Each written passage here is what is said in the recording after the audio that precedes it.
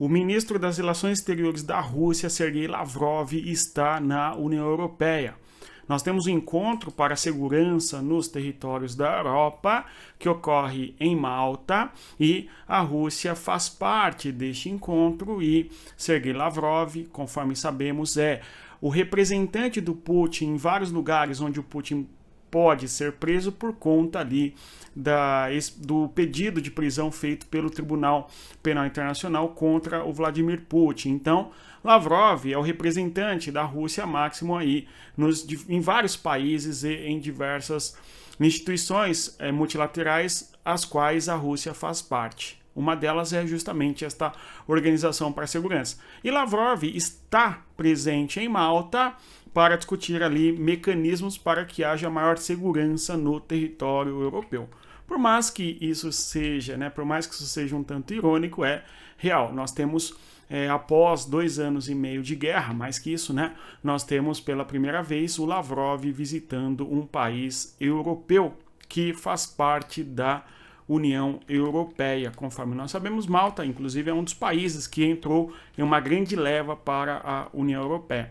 Hoje é dia 5 de dezembro de 2024. Nós temos aqui uma série de assuntos a tratar a respeito aí da guerra entre Rússia e Ucrânia, conforme nós fazemos aqui no nosso canal todos os dias. Antes de avançar, se este vídeo ajuda você a compreender melhor o que ocorre na geopolítica da guerra e todas as questões envolvendo Ucrânia e etc., deixa o like, tudo bem? E também divulgue o nosso conteúdo para as pessoas. Pessoal, vários assuntos, um deles importantes é o ataque que a Ucrânia faz à região de origem ali do míssil Orishnik. Nós temos aquele míssil interregional que, num primeiro momento, nós achávamos que era um míssil intercontinental que a Rússia lançou contra a Ucrânia. Este míssil interregional, não intercontinental que seja, fato é, a Ucrânia atacou a região de origem deste míssil, numa distância ali entre a Ucrânia não ocupada e o território russo, uma distância de 900 quilômetros, ou seja, os drones ucranianos entrando em profundidade no interior do território russo, conforme nós podemos constatar. Inclusive, aqui no mapa nós vemos no fronte de guerra muitos conflitos, muitos combates da Rússia, certo? No território aí, no limite da guerra. Toda esta região que representa um arco de 1000 quilômetros mais ou menos é o fronte de guerra, tudo bem? Onde nós vemos ataques, bombardeios, ok? Todos os dias, enfim, tá certo? Agora, a Ucrânia atacou esta região aqui, Astrakhan, esta região russa aqui no interior do território, às margens do Mar Cáspio. O Mar Cáspio que tem uma importância significativa para produtividade, exploração econômica de gás e petróleo e tal. No caso, nós temos países banhados por este mar, como é o caso do Azerbaijão e também do Irã, que tem interesses bem importantes nesta localidade, conforme nós sabemos. Ocorre assim, esta localidade de Astrakhan é de onde o míssil Orishnik foi lançado contra a região de Dnipro. Aqui nós temos o território de Dnipro, dentro da Ucrânia, e o ataque percorreu ali pelo menos 1000 quilômetros, conforme sabemos, ou algo muito próximo a isso, uma vez que esse míssil é de alcance regional e não necessariamente intercontinental. Entretanto, a grande discussão ali falada era de que este míssil tem uma capacidade o Orishnik, de bomba nuclear, ok? Conforme muito se falou sobre tal tema naquele contexto. Agora, a Ucrânia fez ataques com drones contra esta região, evidenciando a capacidade ucraniana de atingir alvos específicos no interior do território russo, ainda que bem longe da fronteira. Tá? Então a Ucrânia, quando faz ataques nesta localidade, ainda que não tenha feito ali um grande estrago, o ataque ucraniano nesta localidade não obteve ali grande sucesso militar. Entretanto, o que fica bastante evidente é o seguinte: a Rússia precisa ter uma importante atenção à sua defesa aérea, porque senão a Ucrânia vai conseguir sucesso assim como consegue em outros momentos em atingir infraestrutura, seja a base aérea, ou depósito de munições, ou campos e depósito de petróleo e assim por diante, ok? Então nós temos a Ucrânia buscando fazer esses ataques. Ao mesmo tempo, se nós observarmos o mapa aqui, nós vamos perceber da maneira mais evidente possível e eloquente que a Rússia faz ataques consideráveis contra a Ucrânia. Tá certo? Então a Rússia faz ataques bem intensos todos os dias contra a Ucrânia na linha de frente em várias regiões, aí, utilizando drones. Tá? Boa parte dos drones abatidos a partir de 2 sistemas de defesa. Um deles é o sistema de defesa antiaérea e o outro é o sistema de guerra eletrônica. Né? Mas apesar disso, a Rússia atinge de maneira bastante incisiva também a infraestrutura energética da Ucrânia. Aliás, este tema é um dos mais notáveis ali debatidos na ajuda para a Ucrânia. Quando se trata da ajuda para a Ucrânia, tanto Olaf Scholz, que visita recentemente a Ucrânia, fala sobre a necessidade de reconstrução da infraestrutura energética da Ucrânia. A OTAN fala sobre isso nas suas últimas declarações, a necessidade de proteção de infraestrutura dentro da Ucrânia e também na própria União Europeia. Ou seja, todo mundo tem uma percepção muito clara da necessidade de defender a infraestrutura da Ucrânia em decorrência dos ataques que a Ucrânia sofre da Rússia, e ataques bem-sucedidos, com toda certeza, afetando negativamente o sistema energético da Ucrânia. Enfim, não fosse assim, não haveria uma preocupação do Olaf Scholz, da OTAN, da União Europeia em relação à infraestrutura energética na Ucrânia. Evidentemente, na guerra, a questão geográfica de infraestrutura é um dos fatores mais importantes para se proteger, para você atacar, enfim, a fim de que você cause danos consideráveis e tenha vitórias táticas, né? A Ucrânia busca atingir a infraestrutura da Rússia justamente porque a Ucrânia visa não vencer, no caso exatamente a guerra, não é necessariamente uma estratégia, mas é algo tático. São conquistas táticas quando a Ucrânia consegue destruir alguma infraestrutura russa, enfim, dificultando aí, portanto, a capacidade de Rússia de juntar forças para atacar a Ucrânia, enfim. Tá certo? Pessoal, antes de avançar aqui, aquele nosso convite importante, você que quer ficar mais inteligente e saber tudo sobre as questões de geopolítica, com contextualização histórica, geográfica, venha participar da nossa comunidade geopolítica. O link está na descrição do nosso vídeo e também aí nos comentários. Venha fazer parte, estude a respeito dos contextos que levaram à Guerra Fria, ao fim da Guerra Fria, a globalização, a geopolítica da União Soviética, como se desmanchou a União Soviética e como se formou, por exemplo, o atual cenário da Rússia e da Ucrânia pós-soviéticas, por exemplo. Tá bom? O link, repito, na descrição do nosso vídeo. Pessoal, aqui ainda, voltando, nós temos outros temas. Além da Ucrânia ter atacado a região de origem do míssil, né, o tal do Orishnik, a gente tem também o Zelensky fazendo sanções contra a Geórgia. Outros países fizeram sanções contra a Geórgia, países da Europa, a França, por exemplo. Né? Qual que é a questão da Geórgia? É um país que está na órbita do mundo pós-soviético, conforme nós sabemos, e a Geórgia recentemente elegeu seu parlamento, onde parte importante do seu parlamento é composto ali por um partido político chamado Sonho Georgiano. E então a Geórgia é um país que tem um parlamento eleito. Há discussões de que esse parlamento sofreu interferência russa para que ganhasse as eleições, enfim. Mas o fato é que oficialmente na Geórgia o partido que vence as eleições é pró-Rússia. E nos últimos dias nós estamos assistindo protestos pesados dentro da Geórgia por parte da população que não quer a Geórgia se aproximando da Rússia, mas sim quer a Geórgia se aproximando da União Europeia. Então nós temos uma Geórgia dividida politicamente. É algo muito parecido com o que aconteceu no território da Ucrânia em 2014, por exemplo, conforme nós sabemos, tá? Então nós temos a Ucrânia, no caso a Geórgia, sofrendo sanções por vários países da Europa, inclusive a própria Ucrânia fazendo sanções contra a Geórgia, no caso a cidadãos na Geórgia que são pró-Rússia, por exemplo, e são acusados de serem financiados por Moscou e coisa do gênero, tudo bem? Então, fiquemos atentos a isso. No que se refere ao Putin, o Putin sendo acusado ali de abuso em relação a crianças, em especial no que se refere à questão educacional, onde as crianças são submetidas a um campo de reeducação, tá certo? E apagamento da cultura ucraniana. Há essas discussões, embora na região a população ali fale majoritariamente o russo, onde há essas crianças. E uma informação muito curiosa e interessante é a figura do coronel Douglas Macgregor. O coronel Macgregor, pelo fato de ser um oficial dos Estados Unidos, um oficial militar, ele é muito considerado no que diz, sobretudo por aqueles que têm uma visão de defender a Rússia e partem do pressuposto que na guerra existe o lado certo e o lado errado, e o lado certo é o lado da Rússia, por exemplo, porque ele faz críticas bastante significativas em relação aos Estados Unidos e tal. E agora, este coronel norte-americano disse que há 120 mil tropas russas prontas para atacar Kiev. Vamos observar aí mais precisamente o que ele disse na sua rede social. Vejamos aí, ó.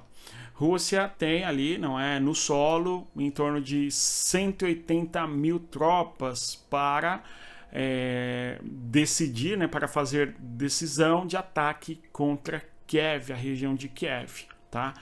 É um número bastante considerável, entretanto, não dá para saber exatamente se isso ocorrerá, tudo bem? O que se fala bastante aqui na região de Zaporizhia, existe ali uma concentração de tropas russas prestes a fazer uma ofensiva na região de Zaporizhia, na região ao sul. Só que não é por esse caminho que a Rússia vai chegar até Kiev, até porque a distância e toda a realidade geográfica do território dificultariam desde o sul chegar até Kiev, ok? Exceto se houvesse uma força esplendorosa contra a Ucrânia nesse sentido. Entretanto, não é o que parece, não é a partir de Zaporizhia, tá? A gente sabe que no início da guerra, lá em 2022, houve uma tentativa russa de conquistar o território de Kiev.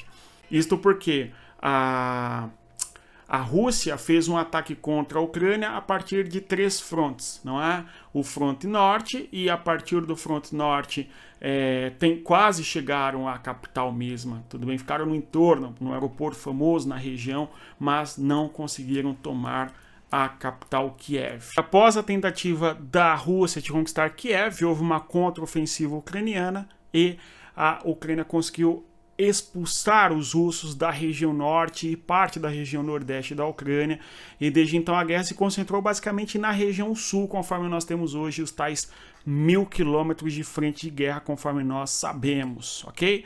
Então, vamos acompanhar qualquer movimentação de tropas russas neste sentido, de conquistar Kiev, para entender se há fundamento ou não no que o Macgregor está dizendo. Vamos acompanhando. Outro tema importante aqui é o assunto que diz respeito aos planos de paz de Donald Trump. Então, há muita discussão de que Donald Trump tem plano de paz. Agora, são 3 os planos de paz de Donald Trump, que envolve as figuras de J.D. Vance, Keith Kellogg e também o Richard Grenell.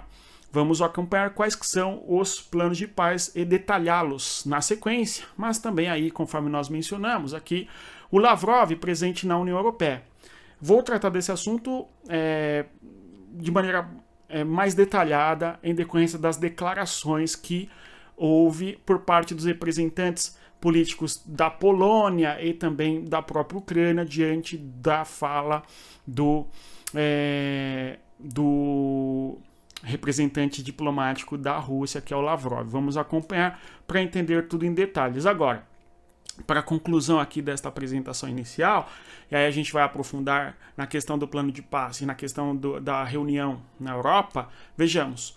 O acordo de defesa mútua entre Moscou e Pyongyang, ok? Nós temos uma aproximação diplomática, militar, política importante entre a Rússia e a Coreia do Norte, conforme nós sabemos, uma aproximação que vai ganhando contornos de aliança estratégica para os dois países diante de algum ataque externo. Então nós temos uma importante aprofundamento, né, da relação diplomática, militar e política da Coreia do Norte e da Rússia, conforme nós comentamos, enfim, tá? Pessoal, então vamos observar quais que são os planos de paz que existem no entorno de Donald Trump. Então, Donald Trump, conforme nós sabemos, foi eleito presidente dos Estados Unidos e o seu plano de paz está associado a 3 figuras que compõem, em boa medida, o governo de Donald Trump que está sendo formado no atual cenário. Nós vemos aí a figura de Donald Trump e ao lado dele o Keith Kellogg, que é um plano de paz que nós tratamos aqui, inclusive, já, mas este é um dos planos de paz importantes aí que se discute a respeito do que o Donald Trump irá fazer.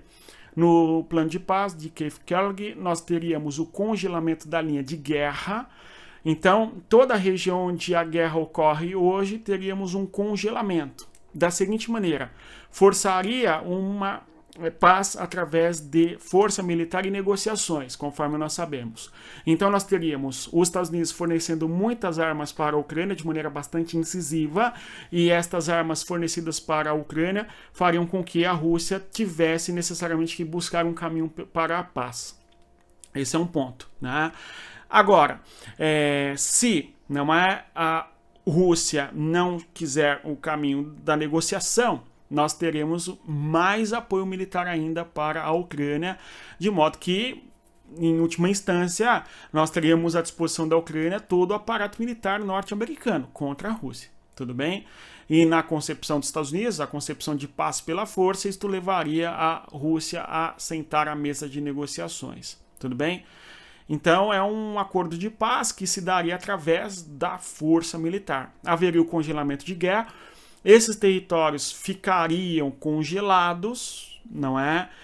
Para serem discutidos no futuro através de uma questão diplomática. Tudo bem? Não é entregar o território para a Rússia, mas congelar a guerra. Esta é a ideia.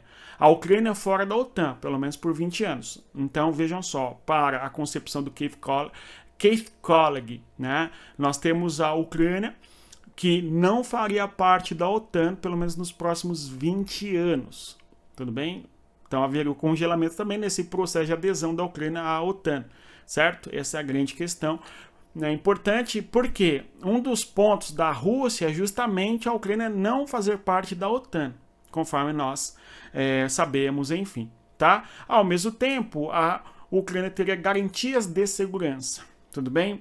O Keith Kellogg foi indicado por Donald Trump para ser uma espécie de agente especial dos Estados Unidos para a Ucrânia, para justamente lidar com essa questão da guerra. O outro plano de paz envolve o vice-presidente dos Estados Unidos, o J.D. Vance. J.D. Vance, que enquanto político no Congresso americano, acabou vetando ali alguns aportes, alguns apoios do Joe Biden para a Ucrânia. Tudo bem? Então, dentro dos Estados Unidos, conforme nós sabemos, existe parte ali da sociedade que é contrária ao apoio que os Estados Unidos dão para a Ucrânia. Tá? E J.D. Vance representa um pouco essa perspectiva. Tudo bem? Então, um eventual plano de paz de J.D. Vance coloca a Ucrânia fora da OTAN e criaria na região do território ucraniano uma espécie de zona desmilitarizada. Embora este eventual plano de paz do J.D. Vance não está bem detalhado e as informações a respeito dele não chegam, ok? Ao público geral, a gente tenta achar nos documentos oficiais, enfim, declarações que tragam de maneira pormenorizada, okay, mais detalhada aí esse plano de paz, e não achamos, infelizmente, né? Mas, de qualquer maneira, a gente vê que, tanto por parte de Keith Kellogg como de J.D. Vance, que são figuras fundamentais do governo Trump, ok? A Ucrânia não faria parte da OTAN. No caso do J.D. Vance, de maneira bastante assertiva, não será nem por 20 anos. Se depender dele, no atual cenário, a Ucrânia não fará parte da OTAN, conforme a gente visualiza. E aí a ideia de criar uma zona desmilitarizada, mas vigiada, tal, pelos Estados Unidos na região da Ucrânia, enfim.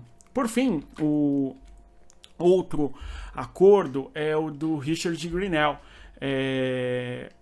ex-embaixador dos Estados Unidos, inclusive, na Europa, por parte, inclusive, do próprio governo Trump. Ele esteve presente na reunião que ocorreu entre Donald Trump e Zelensky. Nós vemos ao fundo na fotografia justamente a figura do Richard Grenell. E esta figura tem um plano de paz onde seria criado dentro do território da Ucrânia zonas autônomas. Ou seja, aquelas regiões onde a Rússia eventualmente conquistou militarmente, nós teríamos zonas autônomas que seriam autônomas em relação a Moscou e também autônomas em relação ao território de Kiev. Tudo bem? Esta a concepção, e por mais que o Richard Grenell não seja um dos principais nomes da política do governo Trump no atual cenário, vale destacar que ele estava presente na reunião entre Donald Trump e Zelensky, que ocorreu no momento ainda da corrida à Casa Branca, tudo bem? Quando o Zelensky viajou para os Estados Unidos, ele acabou se encontrando com Biden, Kamala Harris e também com Donald Trump. Então, a gente percebe claramente aqui que em nenhum desses planos existe o debate que é o seguinte: a Ucrânia vai reanexar e reintegrar os territórios perdidos para a Rússia, tudo bem? Mas o que nós percebemos claramente é que há uma preocupação para que a guerra não avance para além da Ucrânia, tá certo? E, portanto, nós teríamos zonas autônomas ou, no caso, zona desmilitarizada ou ainda, certo, o congelamento da linha de guerra. Tudo bem? Para que não houvesse o avanço da Rússia mais ainda no território. Quando nós observamos aqui no mapa, não é? Nós vemos claramente quais são os territórios. Vamos aqui destacá-los. Temos a região do Donbass, conforme sabemos, aumentando o mapa para vocês. Esta parte aqui do nosso vídeo chama o mundo no mapa, quando nós observamos a realidade geopolítica a partir da cartografia, a partir do mapa, enfim, veja só, né? Então nós temos aqui, ó, o mundo no mapa. Isso nos permite entender de maneira mais clara o que está acontecendo no mundo. Vejam só, Luhansk e Donetsk. A gente tem que a Rússia avançou pesado em Luhansk, e em Donetsk é onde a Rússia tem buscado avançar bastante aqui, ó, este Oblast, não é? A região de Zaporizhia e a região de Kherson. Então, estas regiões teriam aqui, ó, estes 1.000 quilômetros de fronteira de guerra, além de Kharkiv, né, seriam congelados. Ou nós teríamos a autonomia dessas províncias ou dessas regiões, Zaporizhia, Kherson e também lá Donetsk e Luhansk, tá? Então, são propostas que isolam, querendo ou não, esses territórios de Kiev, tudo bem? Esse é um ponto, tá? Eu não acho que o Trump alguns até comentam assim nos nossos vídeos, xingando o Trump é Russete, enfim. Não acho isso, acho que a preocupação maior é congelar a guerra, tá certo? Para tentar discutir outras questões, ok? Outras questões através da questão diplomática, né? E não através da força militar, enfim.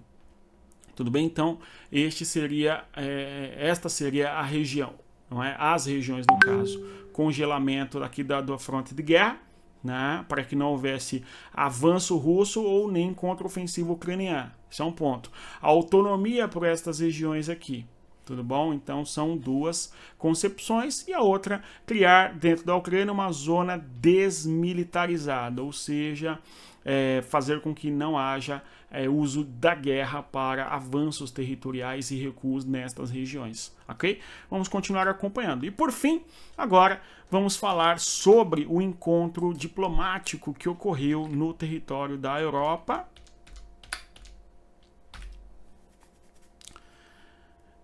Temos aí a reunião em Malta. Malta é um país da União Europeia, é uma reunião que ocorre no âmbito da Organização para a Segurança e Cooperação, tá? E ali nós temos o Sikorski, que é o ministro das Relações Exteriores da Polônia, dizendo o seguinte, ó: minha mensagem para a delegação russa é a seguinte: não nos deixamos enganar por suas mentiras. Sabemos o que vocês estão fazendo. Vocês estão tentando reconstruir o Império Russo e nós não permitiremos. Resistiremos a cada centímetro do caminho. A concepção da Polônia, muito clara, que é a seguinte, né?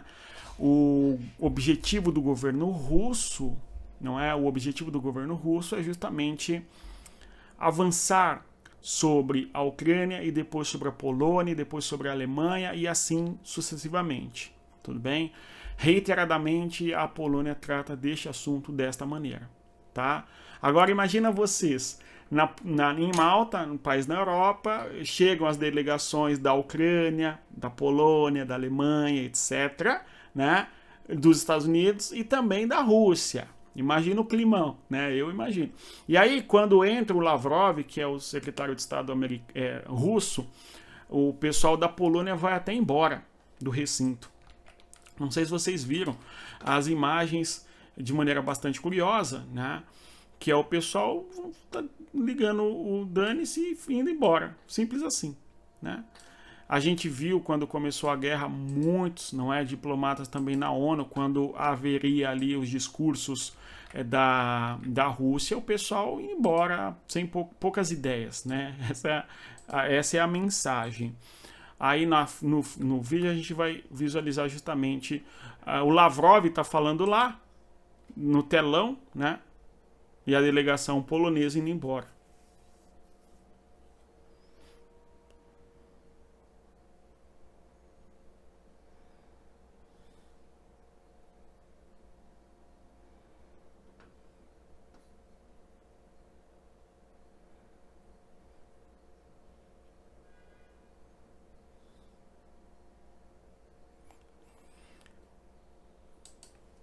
Olha lá, vocês viram, né? No final o vídeo mostra pra gente aí justamente o Lavrov, certo? Em seu pronunciamento e o pessoal indo embora. Poucas ideias conforme deu pra perceber. Bem? E um detalhe muito importante também é que o Lavrov, nessa reunião, vai dizer o seguinte: os Estados Unidos nos atacaram, por isso nós atacamos de volta. Tudo bem? Eu quero que nós observemos aí o próximo vídeo, que vai trazer justamente esta mensagem. Мы вообще не хотим ни на кого нападать. Сейчас Соединенные Штаты напали на нас руками украинского режима, ведут против нас войну силами украинских неонацистов, вооружают их, помогают им обстреливать нашу территорию дальнобойными вооружениями, напрямую участвуя в подготовке таких обстрелов. Это не наш выбор. И президент Путин неоднократно говорил, что нам не оставили другого выхода, кроме как начать специальную военную операцию. Они же это очень давно продвигали, превращая Украину в плацдарм для создания угроз Российской Федерации. Então a gente vê claramente o Lavrov falando que quem ataca é a Ucrânia e que o que a Rússia fez foi uma resposta a tais provocações, tudo bem? Então, é uma reunião que ocorre na Organização para a Segurança e Cooperação na Europa. Esta organização existe do contexto da Guerra Fria para conter as tensões entre leste e oeste, tá? Do mundo bipolar. Aliás, o Lavrov fala ao longo dessa reunião justamente o seguinte: não, nós temos que tomar cuidado porque a fase dessa Guerra Fria pode se transformar numa guerra quente, ou seja, dando a entender que isso pode escalar mais ainda, como muitos temem e tal. Agora, o ministro da Ucrânia também estava presente. E ele disse assim, a Rússia não é um parceiro, é a maior ameaça à nossa segurança comum. Sua participação na Organização para a Segurança e Cooperação na Europa representa um perigo para a cooperação na Europa, não é? Então, se Riba, não é? Ou Sibiga, depende da tradução, é o ministro das Relações Exteriores da Ucrânia falando que a Rússia não é parceiro, mas é uma ameaça, tudo bem? E diz ainda, e o criminoso de guerra russo que está nesta mesa deve saber, a Ucrânia conquistará esse direito e a justiça prevalecerá. No caso, ele está se referindo aí ao direito de existir, tá? O Antony Blinken, o secretário de Estado americano, também esteve presente nesta reunião e quando ele entrou para falar, o Lavrov foi embora, né? Mas ele esteve presente também e ele disse que lamento que nosso colega Lavrov tenha deixado a sala, não tendo a cortesia de nos ouvir como nós ouvimos o dele, né? O discurso do caso. E é claro, nosso colega russo é muito hábil em afogar os ouvintes em tsunami de desinformação. Então a gente tem uma reunião que não resulta necessariamente em nenhum acordo, em nenhuma pacificação, mas uma reunião que discutiu segurança para a Europa e coisa do gênero, né? Vamos continuar acompanhando os desdobramentos da guerra entre Rússia e Ucrânia e outros assuntos de geopolítica. Eu vou pedir a você que deixe o like, reitero a você isso, não é? Se inscreva no nosso canal e estendo mais uma vez o convite, venha fazer parte da nossa comunidade geopolítica. O link está na descrição do vídeo. Bons estudos, respeito a geografia, até mais. Tchau, pessoal.